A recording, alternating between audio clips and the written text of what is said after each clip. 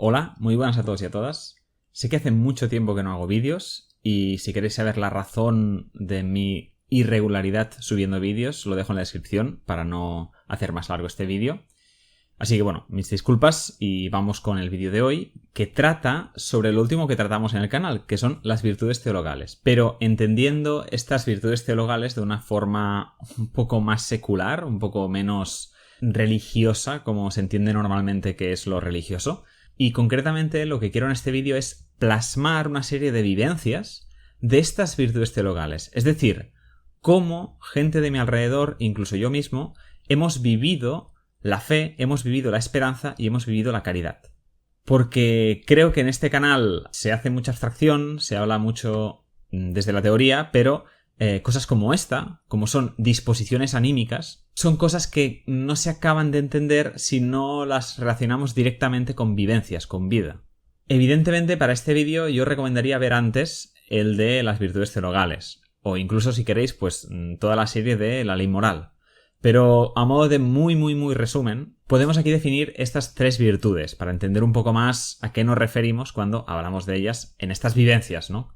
Las virtudes teologales, para empezar, son virtudes, es decir, son disposiciones de nuestro carácter, disposiciones anímicas a actuar de una forma concreta. Como son virtudes y no vicios, hablamos de disposiciones a actuar moralmente, a actuar correctamente. En la teoría cristiana distinguieron las virtudes teologales de las otras virtudes. Una virtud que no es teologal se construye a través de un hábito. Yo tengo un hábito y este hábito me genera una disposición anímica a actuar de una cierta forma, por el hábito.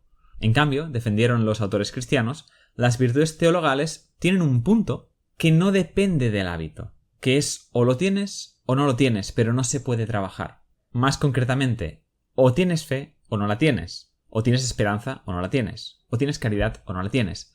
Pero el trabajar estas virtudes, hay un punto que está más allá de nuestro hábito. No podemos trabajarlo como podemos trabajar las virtudes de toda la vida.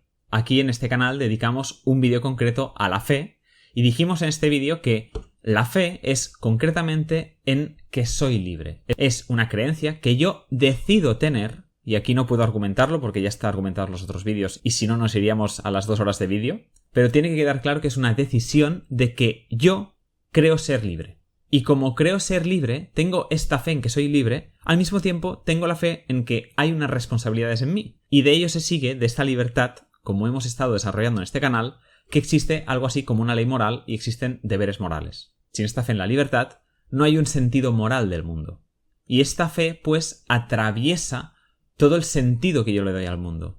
Por otro lado, hablamos de la esperanza no como la esperanza a ir al cielo o cosas así, sino como la esperanza a que las otras personas quieran ser libres, a que las otras personas quieran ser buenas personas, a que las otras personas puedan cambiar, a que puedan actuar más allá de sus intereses particulares. Ya dijimos en el vídeo concreto de las virtudes teologales por qué esto lo podemos definir como esperanza y por qué solo esto lo podemos definir como esperanza.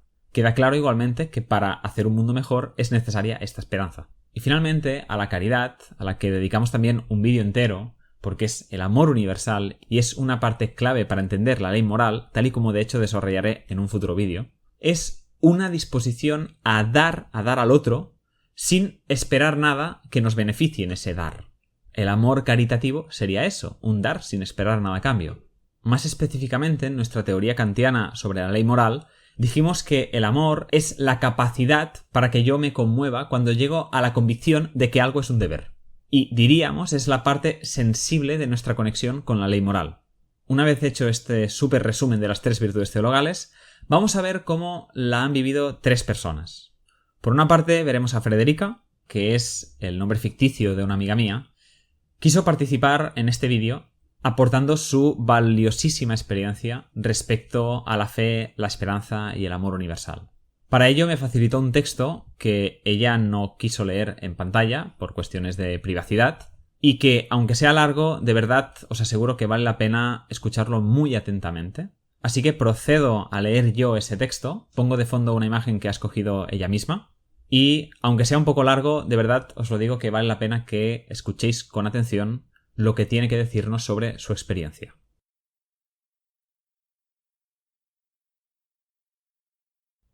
El 6 de diciembre de 2023 escribí: Abro cita.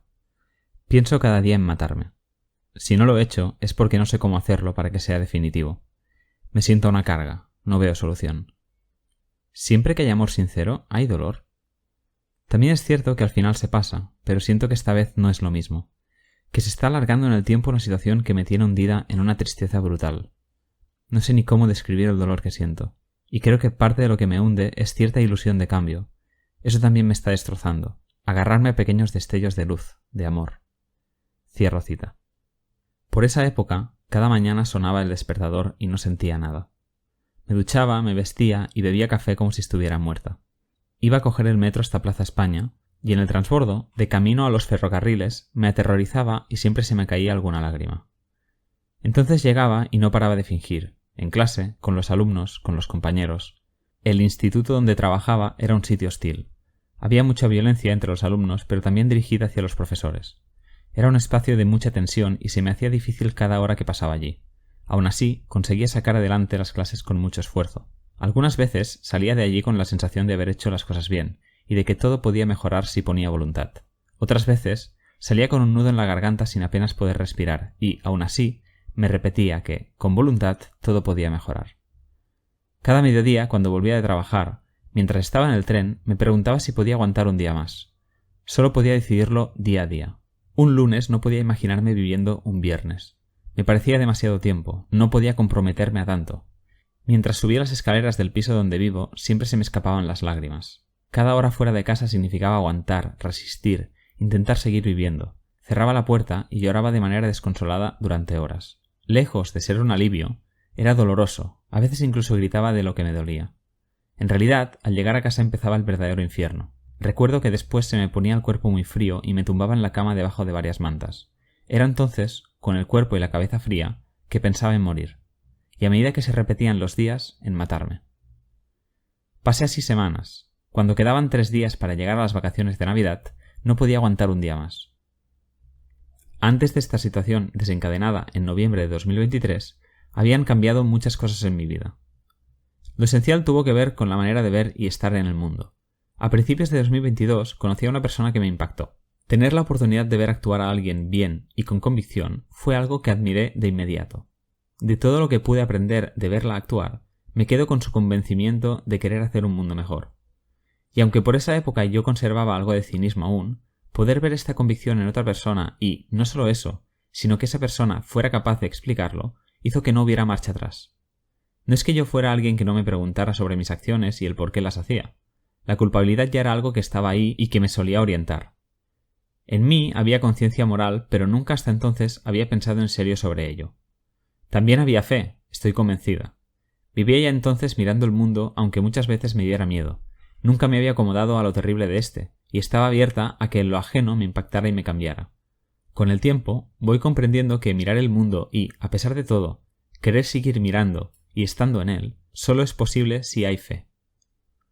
Otro punto de inflexión antes de la depresión que he explicado al principio fue enamorarme y experimentar cómo amar me llevaba a amar más a los demás. El amor concreto hacia alguien me llevaba a querer de manera más general, a orientar desde el amor todas mis acciones. Y era así como cualquier miedo que pudiera tener delante de una acción que era sacrificada pero buena, se desvanecía. Si sentía amor, era imposible no actuar moralmente.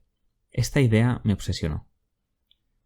Esta época de descubrimiento estuvo llena de luces y sombras. Lejos de ser un aprendizaje apacible, estuvo lleno de sufrimiento. En mi búsqueda incansable de acercarme al amor lo más posible, me topé frontalmente contra mi pareja de entonces. Él no quería comprender este nuevo sentir. Quiso amedrentarme y asustarme, aprovechándose de mi sentido de lealtad extremo hacia las personas que quiero, fruto de haber crecido sin demasiado amor. Él sabía que yo no podía permitirme bajo ningún concepto provocarle dolor, y ahí empezó una historia de terror de la que aún no me atrevo a dar detalles. Mientras esto sucedía, la persona de la que me había enamorado me rechazó, cosa que me costó de asimilar. A pesar de este choque frontal, no desistí. Era imposible porque estaba convencida. Era imposible que desistiera. Por suerte, mi trabajo en institutos me permite un gran nivel de compromiso con el mundo, y ahí me plantaba cada día con un nivel de presencia y de verdad que, visto en perspectiva, me parece asombroso. No tenía dudas aunque ello me provocara sufrimiento, y sé que eso creó impacto y admiración en los demás. No es una cuestión de vanidad, Quería que admiraran hacer el bien, no mentir, no tener miedo y no ceder. En definitiva, demostrar que somos libres, como dice la persona de este canal. Acabé el curso agotada, pero la fe permanecía ahí. Aunque no me diera cuenta, era implacable como una roca. Finalmente, ese verano acabé por fin con mi relación de pareja y me fui a vivir sola, aquel lugar donde acabó culminando la depresión. Seguía por aquel entonces alineada con el amor, pero la ruptura me dejó congelada. Recuerdo poder sentir una leve pena algún día, pero mayoritariamente estaba concentrada en intentar construir un nuevo hogar. En septiembre de 2023 empezó el fatídico nuevo curso. Recuerdo mi cuerpo negándose a ir de nuevo al instituto a trabajar. De camino sentía que todo estaba en llamas, se me encogía el pecho y me ahogaba. Al llegar, aún así, me sobreponía. En las clases iba bien, seguía con mi actitud presente y vital, pero al volver todo se sentía raro. Me costaba comprender mis emociones. La situación no era del todo incómoda, ya que era un trabajo conocido, donde tenía el respeto ganado por parte de alumnos y compañeros de profesión. Mas fue a finales de octubre que cambié de trabajo de un día para otro. No me arrepiento, pero es honesto decir que fue el desencadenante final que me llevó al pozo más profundo. Puse todo de mi parte para que fuera bien, pero ni con mis mejores intenciones fui capaz de adaptarme a un cambio que exigía de mí unas virtudes que en ese entonces no pude ofrecer. Pocas semanas después fue cuando empecé a llorar a diario y a sentirme muy triste. Está claro que la violencia constante de ese nuevo instituto no ayudó en nada de esto. A finales de diciembre, 3 días antes de vacaciones, como ya he dicho, no pude más. Me fui al médico de cabecera para contárselo y no volví nunca más a ese instituto. Al día siguiente recuerdo mucho alivio, pero fue una especie de espejismo por lo que vino después. Mientras mi día a día estaba mayormente ocupado, mis pensamientos iban dirigidos a muy corto plazo.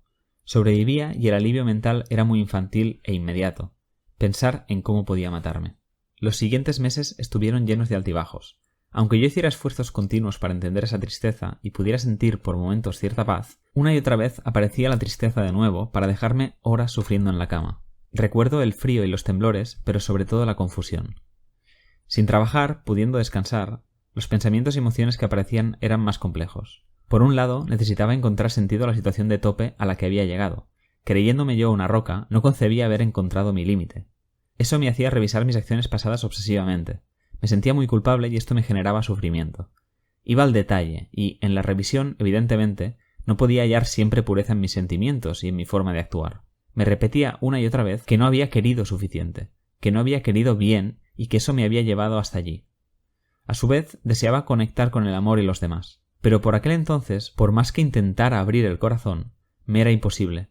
Relacionarme con los demás me resultaba muy difícil. Me sentía una carga, me obligaba a recomponerme y a estar presente para las personas que quiero. Fracasaba y eso volvía mi culpabilidad más honda. Después me aislaba y no compartía con nadie cómo me sentía con honestidad. Me parece importante remarcar que este deseo de amar se sentía como una tensión, porque era incompatible con mis emociones de tristeza, fracaso y soledad. Sentía que mi deber era seguir amando en el mundo, pero no podía hacerlo, cosa que me hacía sentir incapaz de cumplir mi compromiso con el amor. Precisamente esa tensión, en un momento crítico, fue lo que me mantuvo con cierta conexión con la vida. Aunque yo no era consciente, era una cuestión de fe. O aceptaba una realidad donde solo había dolor, o me negaba a aceptarla. Perder la fe hubiera significado aceptar la realidad y renunciar a la vida. Durante esos meses, en las conversaciones que mantenía con Guillem, estaban muy presentes las virtudes teologales. Hablar con él y compartir vida con él fue esencial para ir comprendiendo qué parecía ser la fe. Recuerdo preguntarle cómo vivía él la esperanza y, sobre todo, cómo conseguía mantenerla en su vida. Esa también fue una de mis obsesiones, pensar sobre qué acciones concretas podía hacer para poder sentirla de nuevo. Otro punto de inflexión ocurrió en una de estas conversaciones. La fe y la esperanza parecen ser cuestión de elección. O bien eliges tenerlas y mantenerlas, o bien renuncias a ellas. Por lo tanto, no había acciones que yo pudiera hacer, sino tan solo escoger mantener la fe tantas veces como hiciera falta. Es aquí donde pude darme cuenta de que la fe y la esperanza son indisociables. Una depende de la otra. Para mantener la fe hace falta esperanza, confianza en el mundo, en las personas, en el amor, en nuestras acciones. La fe no me parece algo ingenuo, ya que no te recompensa con dejar de sufrir y no representa ningún alivio al malestar. Pareciera mucho más sencillo y liviano dejar de tenerla y renunciar a la vida. Es precisamente con la esperanza, una confianza profunda, un anhelo, un deseo, que se hace posible mantener la fe. No fue hasta marzo de 2024 que pude ir conectando con el mundo de nuevo. Ahí estuvieron la fe y el amor presentes, la esperanza de manera más tenue y con más dudas. Aún así, y eso quiero remarcarlo, ninguna de estas disposiciones, fue el desencadenante de sentirme mejor. Eso sí, fueron imprescindibles para que no renunciara a ello. Lo realmente relevante y que supuso una transformación fue experimentar la alegría y el goce de nuevo. Lo primero que pude disfrutar de manera continuada, aunque parezca banal, fue un videojuego. No es que no hubiera jugado durante ese tiempo videojuegos, sino que mientras lo hacía no sentía absolutamente nada. Los juegos me producían, como tantas otras cosas, apatía. No me ayudaban ni tan solo a evadirme. Lo más significativo con ese nuevo juego fue que deseaba jugar, que podía mantener la atención, que el juego producía algo en mí. Me emocionaba, me creaba curiosidad, conseguía mantener mi interés. Sé que esto podría parecer una forma de huida o de evasión, pero creo que significó todo lo contrario. Para mí fue crucial volver a divertirme haciendo algo, y siempre conservaré el cariño a la historia de Tactics Ogre, el juego en cuestión, y aunque pueda parecer ridículo o banal, pensar en ello me llena el corazón de amor. Luego fueron sucediendo poco a poco otras experiencias de alegría. Primero fue en soledad, más adelante en reciprocidad con otras personas. Tengo un recuerdo precioso de ir recuperando la capacidad de sentir placer con un ataque de euforia que nos dio con un amigo mío, al que quiero muchísimo, en el ascensor de su casa. Nos recuerdo sonrientes, entre risas y por la calle, hasta que nos despedimos. También me dejaron huella, claro está, momentos de tranquilidad y calidez, de compartir espacio en silencio con otras personas. A julio de 2024 aún no tengo la suficiente perspectiva, pero ha sido precisamente relatando esta experiencia que he podido darme cuenta con mayor profundidad de cómo ha sido la salida de ese sufrimiento perpetuo. No es que no sufra, no es que no me ponga triste. Parece que mis emociones se han ido ajustando más al presente y a lo que ocurre, sea lo que sea. También sé que ha sido muy difícil lidiar conmigo estos meses, que mis acciones y sentimientos no siempre han sido buenos. La alegría me ha permitido volver a estar presente, ver a los demás y quererlos nuevamente sin más. Y aunque sean solo conjeturas, tengo la corazonada de que la fe, la esperanza y el amor están íntimamente ligados al deseo, a la alegría y al goce, y que precisamente desde ahí, actuar por deber es más sencillo e inmediato. Cuánta información de valor nos ha dejado aquí Frederica, ¿no? Para ligar con la siguiente experiencia que veremos, me parece especialmente relevante cosas que resalta Frederica. Una de ellas es esta relación entre esperanza y fe. Que la fe, esta decisión, dice ella, y digo yo también, quiero decir, estamos de acuerdo, solo es posible si al mismo tiempo se mantiene la esperanza. Y ambas cosas, lejos de lo que puede parecer en narraciones cristianas de iluminaciones y de personas que viven en la fe, se vive en alguna medida como una tensión, como un dolor, porque hay un peso, el peso del mundo. Al final, desde nuestra teoría kantiana, el que decide que el principio de su vida sea su felicidad es aquel que no tiene fe. Y otra cosa súper importante que nos arroja Frederica es las ganas de vivir que le dieron no solo experiencias individuales, sino compartidas, con amor, con amigos. Como si, de nuevo, la caridad, este amor, también estuviera íntimamente enlazado con las otras dos virtudes teologales. Como si las tres virtudes teologales solo se pudieran dar conjuntamente, solo fueran soportables conjuntamente. Y esto de las ganas de vivir y del amor, creo que lo podremos tratar en el siguiente vídeo, que será sobre una fenomenología del amor. Parece presentarse, al menos desde una teoría así muy preliminar, como la parte, digamos, agradable de todo este peso que conlleva la ley moral. Como un dar con gusto, y que por el hecho de que sea con gusto no es menos dar.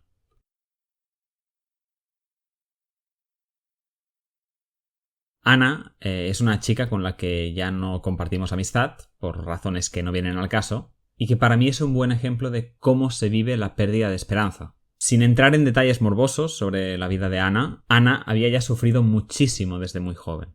Y como os digo, no vamos a entrar en detalles en qué tipo de sufrimientos y qué le pasó. Lo que está claro es que una vida que te da tantos golpes desde tan pequeña genera posibles trastornos, depresiones, ansiedad, etc. Vamos, que tenemos que entender que la vida de Ana es una vida muy dolorosa, y ha sido una vida muy dolorosa, también como la de Frederica. Pues Ana, cuando yo la conocí, era una persona muy militante políticamente. Y aunque tuviera broches de cinismo, en general, parecía que mantenía una fe y una esperanza, brutales. De hecho, una actitud delante de la vida muy humillante hacia mí en ese entonces. Pero supongo que el dolor pesa. y pasaron una serie de sucesos que fueron la gota que colmaron el vaso. Vinieron depresiones severas y una vida que parecía cada vez más insostenible. Hace un tiempo tuve yo la suerte o la desgracia de poder hablar con ella en un momento donde, bajo mi percepción, ella ya había asumido su desesperanza. En esa conversación parecía estar tranquila. De hecho, era una tranquilidad que era ciertamente perturbadora. Me sorprendió que dijo que todo le daba igual, que el mundo podía estallar si fuera por ella. Hablaba de su desesperanza literalmente como algo tranquilizador. Estaba tranquila porque ya no tenía la expectativa de que el mundo y las personas pudieran cambiar. Y creo, relacionándolo con la experiencia de Frederica, y siento ser así de osado, que la falta de esperanza tranquiliza solo si al mismo tiempo se pierde la fe. Es decir, que mantener la fe en que somos libres, en que tenemos una responsabilidad, es en realidad una cosa insoportable si no hay ninguna esperanza. Por eso creo que Ana abandonó su fe. Interpreto que allí sintió la tranquilidad de que el peso del mundo ya no recaía en ningún sentido sobre ella. Porque, como decía, que explote el mundo. Así, la pérdida de compromiso, de este compromiso con el mundo, según esta experiencia, parece que conlleva tranquilidad. La tranquilidad del que actúa egoístamente, sin remordimientos, porque ¿qué más dará? Si no hay nada que hacer. Que cada uno pues haga lo que buenamente pueda o quiera. De todas formas, lo que más me congeló en esa quedada con ella fue ver, y de hecho que ella misma dijera, que su mirada no tenía amor. Y no voy a valorar aquí si la apatía es porque la depresión y toda la pesca. O sea, no me interesa esta discusión sobre psicología. Simplemente aquí en este vídeo me interesa ver cómo realmente allí yo lo que vi, aparte de muchas cosas personales mías y de nuestra relación, fue la asunción, la aceptación de que ninguna de esas tres virtudes teologales ordenaría ya su vida. Y que eso, en parte, lo vivía como una salvación. Y no es la primera experiencia que veo así. Cuando el desgarro de la desesperanza finalmente se vuelve tranquilidad, se vuelve descanso. Es esa tranquilidad con la que vive la gente que pasa por la vida y ve la vida pasar. Aun y todo, yo creo que se podría discutir si realmente es posible una conciencia sin ningún tipo de estas virtudes teologales. O sea, es discutible, en verdad, si Ana perdió realmente completamente la fe. Si Ana ya no tenía ninguna conexión con la esperanza y con la caridad. Bueno, esta discusión la dejo o para más adelante o para vosotros.